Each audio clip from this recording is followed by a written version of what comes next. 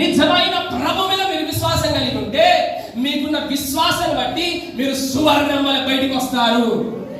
Hello, సువర్ణం వల్ల బయటికి వచ్చే విశ్వాసం మనం కలిగి ఉన్నాం. హల్లెలూయా. ఎప్పటి చేతుల పైకి తెలుసు చెప్పండి. హల్లెలూయా. ఎలాంటి విశ్వాసం కలిగి ఉన్నాం? ఎవరిని ఆశ్రయిస్తున్నాం? ఎవరి మీద విశ్వాసం ఇస్తున్నాం? ఆమేన్ అంటే చెప్పండి. ఆమేన్. హల్లెలూయా. కాబట్టి వచ్చిన దేవుడి వాక్యం మనం అర్థం చేసుకుంటున్న మాట ఏంటంటే దైవికమైన ఫేవర్, దైవికమైన అనుగ్రహము, దైవికమైన కృపను మనం ప్రభు దగ్గర నుంచి పొందుకుంటున్నాము. హల్లెలూయా.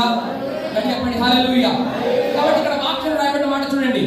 ఆశ్రయించి శరీరాలను తనకు ఆధారంగా చేసుకొనుచు, నరులను గాని మనుషులను గాని శరీరాలను గాని ఆధారంగా చేసుకొనుచున్న వారి హృదయము యెహోవా నుండి తొలగిపోయి వాడు శాపగ్రస్తుడు అవుతున్నాడు. అయితే అలాంటి వాడు ఎలా ఉంటాడని వాక్యం చెప్తుంది చూడండి. 6వ వచనంలో వాడు ఎడారిలో అరూహ వృక్షం వలె ఉండును. చూడండి, ఎడారిలో నీళ్లు దొరుకుతాయా?